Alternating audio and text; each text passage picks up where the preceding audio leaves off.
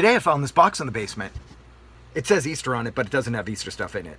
It actually contains a few of my electronic toys from the 80s and 90s. So now I'm going to go through a few things in the box so I can show you how electronic toys have changed in the last 30 years. The box was empty. I had taken all the toys out beforehand. So if you want to see me go through a bunch of 80s and 90s toys, then stay tuned. Otherwise, bye Felicia! I know that saying is kind of played out now, but these glasses are still hysterically funny. Okay, the first toy I got in 1982 for my birthday. It was my very first remote control car. I was so excited that I had such an advanced piece of technology. And I still have it. But what makes this toy so hopelessly antiquated? Antiquated means old or old-fashioned, in case you didn't know that.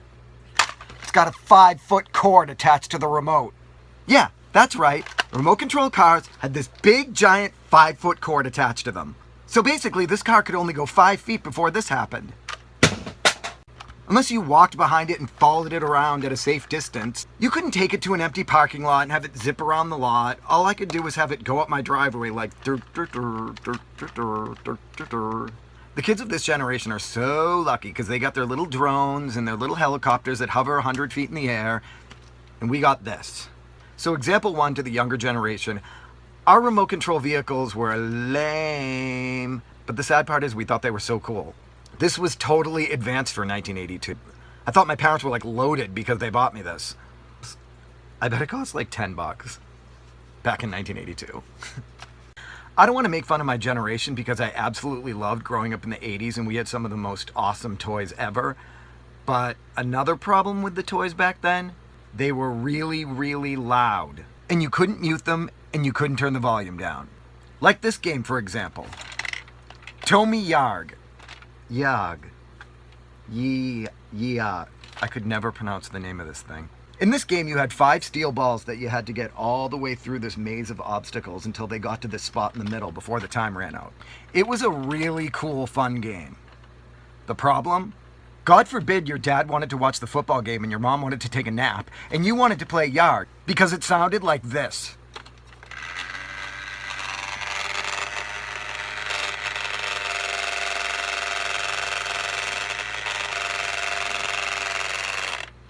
Is that really necessary? And there was no place to turn the volume down.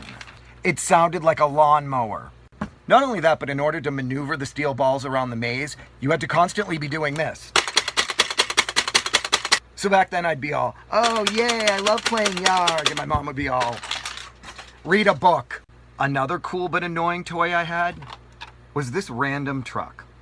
It's electronic and it would drive itself around on the floor, spin in a circle, and then drive in the other direction. I remember my rich uncle got it for me and I was so excited because I was like, yay, now I have 2 electronic cars and this one doesn't have a giant cord attached to it. The problem with this car? Say your mom's talking on the phone and you really want to watch this car roll around on the floor. You turn it on and it sounds like this.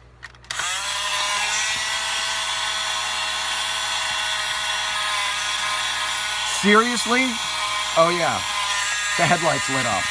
That was pretty cool. But really, I'm actually surprised I still have this thing and somebody didn't toss it out a window or back over it with the car.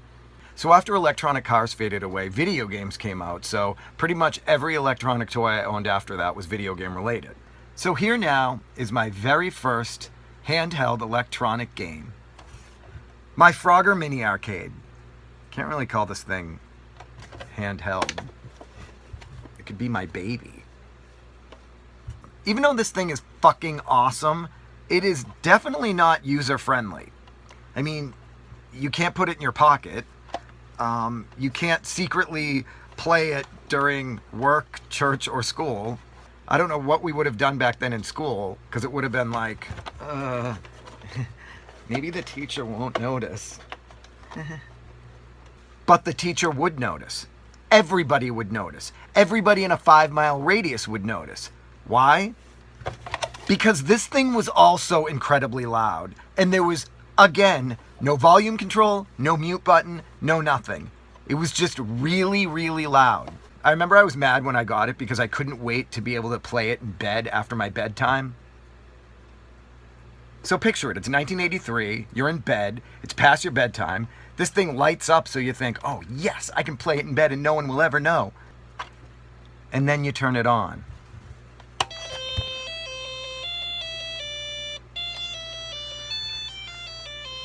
That music still reminds me of Christmas 1983. But yeah, there's no hope of ever playing this thing past your bedtime. There's no hope of ever playing this thing in a car. I tried. My father wanted to throw it out the window.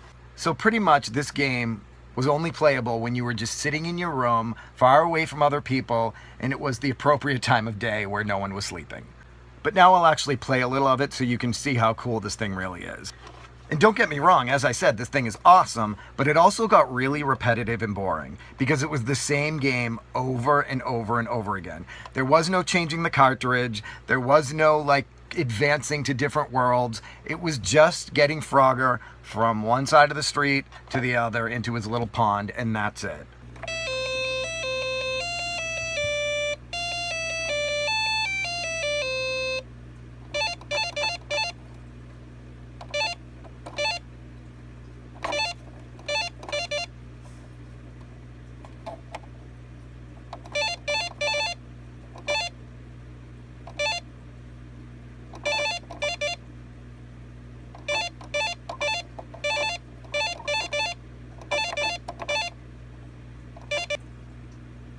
And then level 2 actually had this really annoying snake. And as if this game wasn't loud enough, when the snake shows up, it's even louder.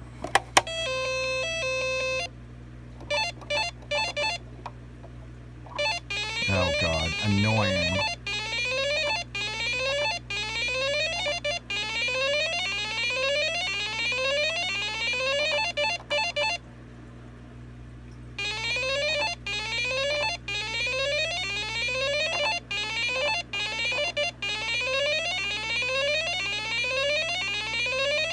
And it just repeated like that over and over. Okay, I have a different shirt on because it's the next day and I have absolutely no idea what I did with the other shirt, so different shirt. Okay, next up we have my original classic Game Boy. We all know about Game Boy, so I don't have to do some big long review on it because we all know how it works. And we all know that handheld video game systems now are far more superior than this Game Boy in its pea soup green screen and no backlight. But I want to show you what's hilarious about my Game Boy. So I got this for my birthday right when it came out in 1989 when I was 15. And my favorite game was Super Mario Land. Whenever I'd lose a life, I'd get really mad and I'd whack the Game Boy in anger. So I'd be sitting there playing it, and whenever Mario would get killed by one of those hammer-throwing turtles, I'd be all, Ugh! You're probably saying, stop hitting it, you're gonna ruin it. Well, too late, it's already ruined. Let me show you. So I have Tetris in there, so let's turn it on, and I will show you what happened as a result of me constantly hitting this Game Boy.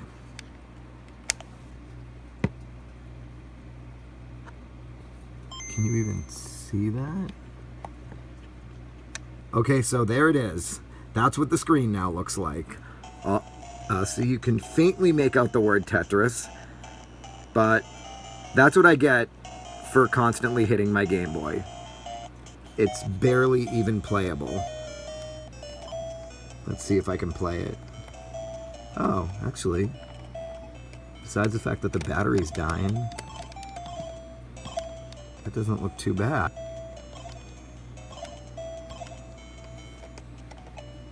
Oh, that's not good. Yeah, not good. This is definitely not a playable Game Boy. Okay, so that was my crappy Game Boy, and we all know that original Game Boy totally sucks in comparison to handheld video games of today. But now you know why mine sucks even worse than everyone else's. There's a lesson for all you kids. Take care of your handheld electronic devices or else they'll end up like this. But I keep it around for the retro nostalgia. Just for fun, here's a few retro games I had for my Game Boy. Alleyway, which was pretty much Breakout or Arkanoid. Castlevania The Adventure, which was really, really hard, and I remember it went really slow. And I never beat that game. Scrabble, which I was actually really addicted to because it was really fun to play against the computer. Balloon Kid, which was actually a really cool game. It was based around a brother and sister and the brother gets carried off by a bunch of balloons. So the whole game is you play the sister who's trying to find her brother, and she rides around on balloons too. And it was a side-scrolling game, but I remember it also went really, really slow, and that was a pain in the ass. Monopoly, which I loved because you could play against the computer, and in the beginning of the game, you could cheat and give yourself all the best properties, which I did all the time. Okay, after Game Boy, the next handheld video game system I got was Sega Game Gear. It was never as popular as Game Boy because, honestly, it's humongous. Also something you could not put in a pocket. You could not really play inconspicuously. It was pretty big. The best thing about Sega Game Gear was that it was the first portable video game system to actually be backlit. So my lifelong dream of playing video games at night past my bedtime came true because this actually has not only a backlight, but it also had a color screen, which was huge. I was so excited to get this because I could finally, and it has volume and everything. Unlike the Frogger game I showed before, you could put in headphones, you could lower the volume. So I could, and I did, play this all the time when I should have been in bed. But Sega Game Gear was not without its problems because although it was really fun to play, it had one major problem. It took 6 batteries. Yeah, 6. You had to put 6 batteries into this thing. And because it was backlit and because the screen was color, those 6 batteries lasted about, 2 hours. So yeah, another reason why portable game systems are way better now, they have those awesome rechargeable batteries, so you don't ever have to worry about running out of 6 batteries. On the upside, they did sell an AC adapter, which of course I ran out and bought. But if you wanted to play this thing on a long car trip or an airplane, you were totally screwed. So I just plugged in the AC adapter, and I'm really sad because last I checked, this thing worked, but now it does not. I learned my lesson from the Game Boy, and I never hit this thing, but for some odd reason, only half the screen works. Look. So yeah, now my Game Gear is totally broken too. Let me show you. Look at that. That side works. That side does not. Huh, awesome.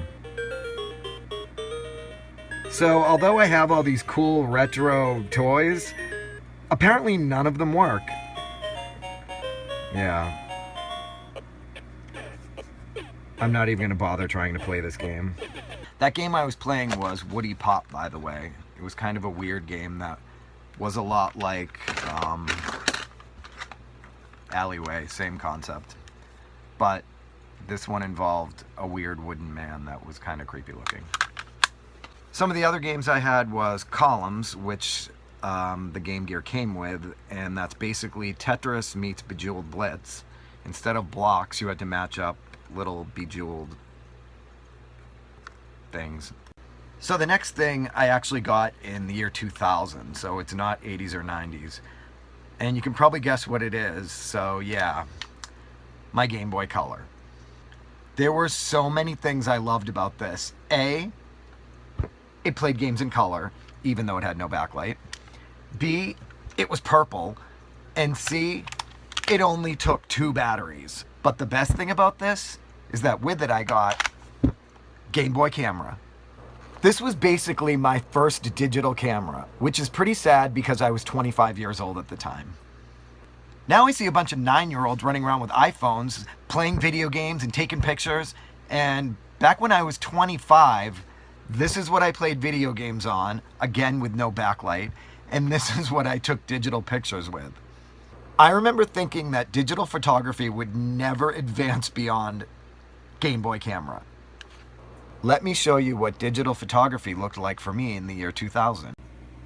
So there's the opening, it's got little dancing Mario, and you can take a picture or view pictures. That thing always creeped me out. I don't know what the fuck is up with that. And here are all my pictures. These are from the year 2000. I never deleted them because here's my cat when she was a kitten. Here's me and my cat.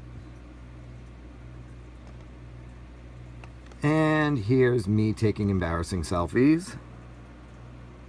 I think I literally invented selfies. Here's me sitting on a couch chatting with Charmander. This was actually me on my birthday. Wow.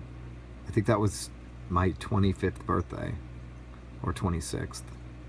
You could also do cool, fun things with your pictures like this. Yeah. More embarrassing selfies. Because I thought I was so cool. So that was my cool yet pathetically outdated Game Boy camera. But yeah, kids today get 12 megapixel digital cameras, and when I was 25 I got 0 megapixel grainy black and white pictures that you can only view on a Game Boy, which didn't even have a screen that lit up. So the next thing I found in the box was actually really cool, so I'll do a quick little review on it. It's my Polaroid I-Zone camera. If you don't know what this is, I'll give you a little rundown on how it works. So you open it up, and this is what the film looked like. And it was very expensive back then. It was like 12 bucks and you got like 10 pictures. And stick it in there, shut the door, and obviously there was no screen on it, so you actually had to look into the viewfinder, but the film I put in there was empty. But if it hadn't been, the picture would have come out here. And I actually have a photograph I took with this camera, so I can show you what they looked like. And here it is. That's my ex-roommate from 15 years ago, Adam, with a puppy in his lap. But that's what the pictures look like. Little postage size Polaroid pictures, and it would come out here like that. And I think you can peel the back and they stick onto things. But yeah, that's the Polaroid I-Zone camera. Okay, it's a different day and I found this shirt again. And I really have to end this video fast because I think it's way too long and it's probably really boring. But I'll just show you the last thing that was in the box, and it's everybody's favorite toy from 1992, Talkboy. I got this right when it came out, and I was way too old. I was 18. In fact, I got it on my 18th birthday when I was at the mall. And I loved Home Alone, and I remember thinking this was such a cool tape recorder. And then I saw it at Spencer Gifts at the mall, and I had to buy it, so I did. And even though I was 18, you're never really too old for a tape cassette player, so it was still something I could use. I was worried that my hand wouldn't fit in the little handle back here that you use to hold it, and yeah, I lost the battery pack. I lose the battery pack of every single electronic device I own. But anyway, my hand actually still does fit in the holder, whatever it's called. And you can activate the buttons from there. It's actually a really tight fit. It kind of kills because I have big hands, but it still works. And it's got the retractable microphone, and so you can talk into it and interview people like that. And that looks really dirty when I do that. So it was pretty cool. The only thing I don't like about this one is, since I got it right when it came out, it's not the Talkboy Deluxe. The Talkboy Deluxe right here, right there, has, this one has on and off. The Deluxe has the slow motion voice changer. It says on, off, and then voice changer, and mine does not have that. So mine does not have the capability to put it on slow-mo and make your voice sound like this.